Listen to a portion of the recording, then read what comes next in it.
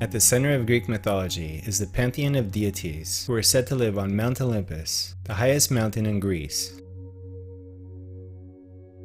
Greek mythology does not just tell the stories of gods and goddesses. Pandora, the first woman whose curiosity brought evil to mankind. This resembles the same story of Adam and Eve, where Eve is tempted to eat the apple from the tree of knowledge. Monsters and hybrids also feature in the tales.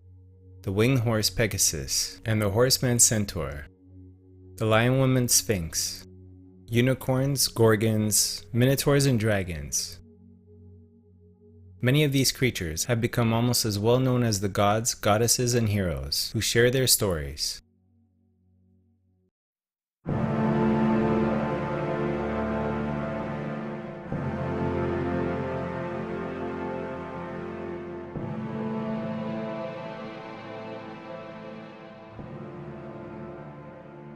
In Greek mythology, the world began with several primordial beings.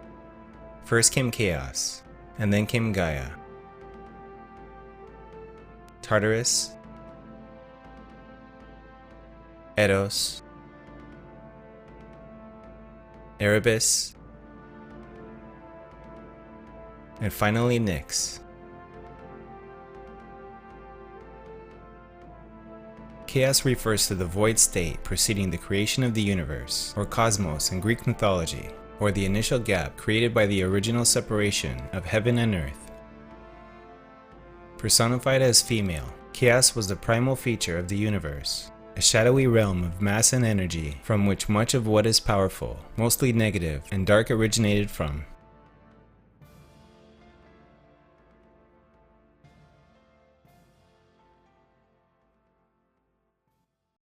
Gaia is the personification of the earth and one of the Greek primordial deities.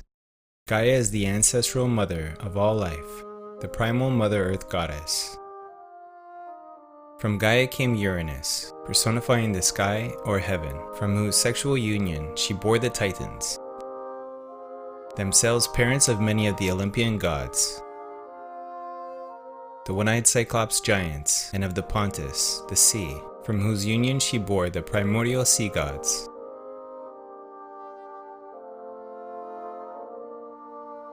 The Titans include the first 12 children of Gaia and Uranus, who ruled during the Legacy Golden Age, and also comprised of the first pantheon of Greek deities. Uranus disliked his children and locked them deep within the earth, causing Gaia great pain. So Gaia devised a plan. Sick of having her children in prison, she made a great sickle that she gave to her son Cronus, the youngest and most terrible of her children. Cronus hid until Uranus came to lie with his mother Gaia. Then Cronus leapt out and sliced off his father's genitals, which fell into the sea and produced the birth of Aphrodite, the giants, and others. Cronus proceeded to release his fellow Titans from prison, and so the Age of the Titans began.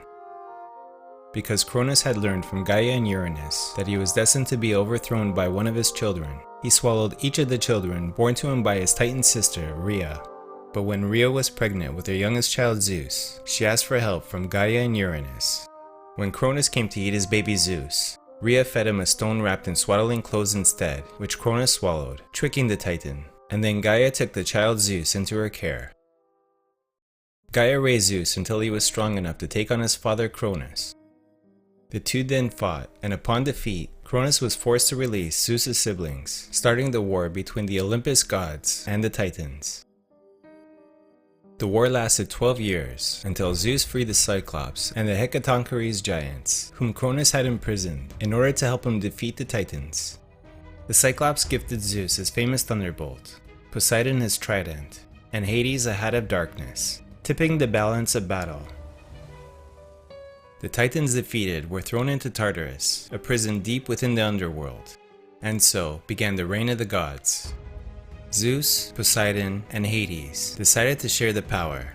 Zeus got the sky, Poseidon the seas, and Hades the dead. Zeus, the king of the gods, ruled from his throne on Mount Olympus, home of the immortals, often using his symbols of the thunderbolt and eagle to warn or encourage mortals.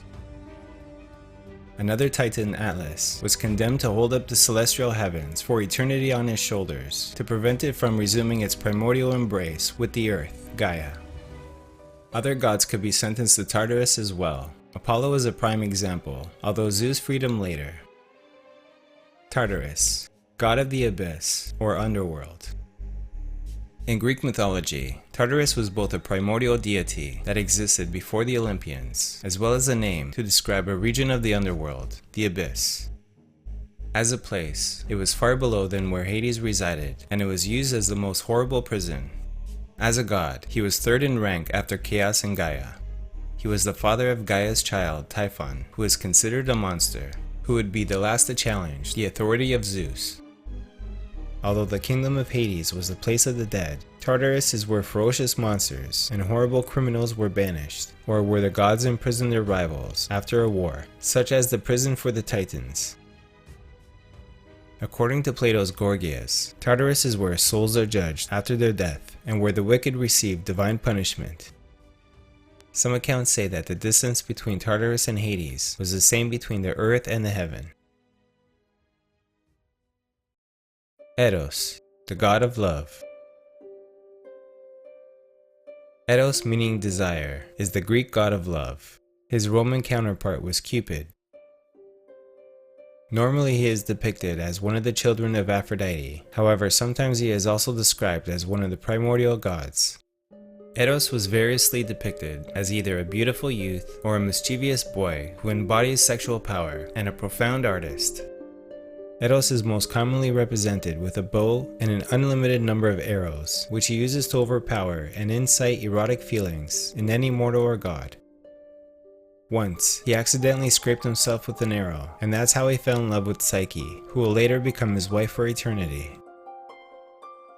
Erebus, god of darkness and shadows. Erebus was one of the primordial deities in Greek mythology. Born out of the primeval void, chaos, it was a personification of the deep darkness and shadows. Nyx, primordial goddess of the night. Nyx was a primordial deity that preceded the Titans and the Olympians and was the personification of the night. She was the daughter of Chaos, out of which all creation originated. Nyx was married to her brother Erebus and had a number of children, including Aether and Hemeta.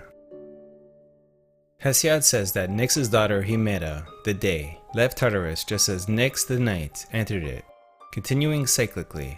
When Hemeta returned, Nyx left. This mirrors the portrayal of Ratri, the night, in the Rig Veda, where she works in close cooperation, but also tension with her sister Ushas, the dawn.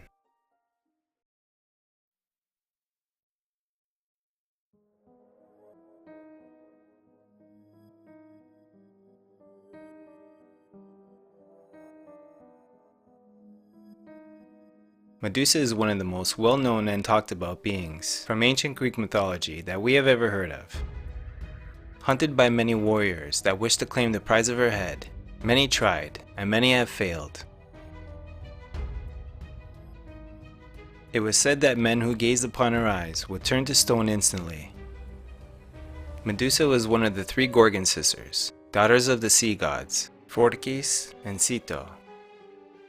Medusa, the only mortal among the Gorgon sisters, was also distinguished from them by the fact that she alone was born with a beautiful face, especially the glory of her hair, most wonderful of all her charms. Medusa was not always considered a monster. In fact, she was a mortal who was very well known for her stunning beauty until she felt the wrath of Athena, either due to her boastfulness of her beauty or because of an ill-fated love affair with Poseidon.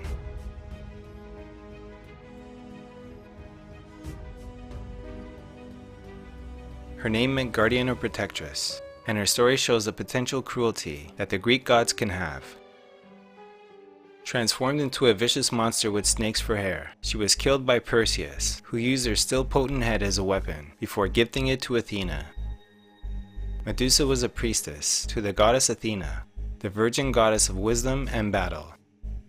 One requirement to be a priestess for Athena is that the young woman must be a virgin and give her life to the goddess. Medusa was stunningly beautiful, with luscious hair, and was often compared to Athena's beauty. It wasn't long before Athena's jealousy of Medusa became obvious. Poseidon, the god of the sea, lusted for Medusa and was infatuated by her beauty. Medusa rejected Poseidon because if she wished to remain a priestess of Athena's temple, she must remain a virgin. Poseidon had a conflict with Athena, and he saw Medusa as a possession that he could take from the goddess. Eventually, Poseidon grew tired of being rejected by Medusa and decided he would take her by force. Medusa feared for her life and ran into Athena's temple, hoping Athena would protect her. Athena ignored Medusa's plea for help, and Poseidon had his way with her by raping and impregnating the priestess on the steps of Athena's temple. Poseidon vanished after he was done and left Medusa vulnerable and weak. Medusa prayed to Athena for guidance and forgiveness. After all, in those days, the gods claimed their mates as their partner for life, and Medusa was now Poseidon's wife. Athena was enraged that Medusa had lost her virginity to Poseidon, and she decided that she would punish Medusa. Punishment against the gods, such as Poseidon, was considered unthinkable. Medusa, after being raped, was cursed for betraying her goddess. Medusa's destiny was harsh, and one she had no control over. Athena cursed Medusa and the hair that she was once so envious of, and turned her hair into a head of venomous snakes. Medusa was now a monster woman. Medusa was banished from civilization. Anyone that looked into her eyes would be petrified and turned to stone. She looked at them in fear and saw them turn to stone in front of her eyes. She was scared of her powers and angry at the gods for cursing her. Word spread of the monster that Medusa had become, and she became the target of many warriors that literally wanted her head. All that tried shared the same fate and were turned to stone after looking into Medusa's eyes. Until Perseus, the son of Zeus, was tasked with retrieving her head. Perseus' mother was being forced into marriage with Polydectes, the king of Seriphos. Trying to get rid of Perseus, Polydectes sent the great hero on a quest. "Fetch me the head of Medusa," commanded Polydectes. In order to complete his task, Perseus required aid from the gods. He was given a helmet by Hades that made him invisible to Medusa. A pair of winged sandals from Hermes allowed him to fly up to Medusa. Athena gave him a bronze shield that was able to reflect the gaze of Medusa. And lastly, he was given a sword from Zeus that was sharp enough to cut the head off Medusa. Since Medusa was the only one of the three Gorgon sisters who was mortal, Perseus was able to slay her while looking at the reflection from the mirrored shield he received from Athena. Medusa was pregnant at the time of her death with the baby of Poseidon, and when Perseus severed her head, her two unborn children, Pegasus, a winged horse, and Chrysaor, a giant, sprang from her body. Perseus would use the head of Medusa, which retained its ability to turn onlookers to stone, to aid him in several adventures, and it played a crucial role when defeating the Titan Atlas. Perseus flew past the Titan Atlas and transformed him into stone when he tried attacking Perseus. In a similar manner, the corals of the Red Sea were said to have been formed of Medusa's blood spilled onto seaweed when Perseus laid down the petrifying head beside the shore during his short stay in Ethiopia, where he saved and wed his future wife, the Princess Andromeda. Perseus then flew to Seriphos, where his mother was being forced into marriage with King Polydectes, who was turned into stone by the head.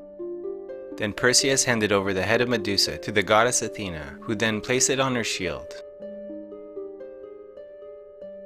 Medusa is one of the most misunderstood characters in Greek mythology. She's often looked at as a cruel monster, but she only had the best intentions and placed her trust in the goddess Athena, who ultimately failed her and punished her for her actions that were beyond her control.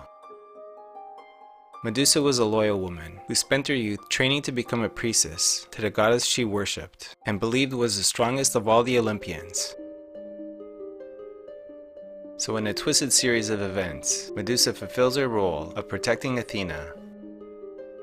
Even in death, Medusa can be seen as a symbol of good, as her head is used as a protective amulet to keep evil away.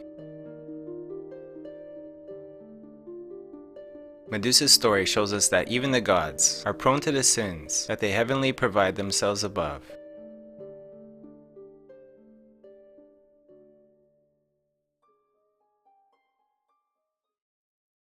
The characters, stories, themes, and lessons of Greek mythology have shaped art and literature for thousands of years. They appear in Renaissance paintings, such as Botticelli's Birth of Venus, romantic poetry, and liberation.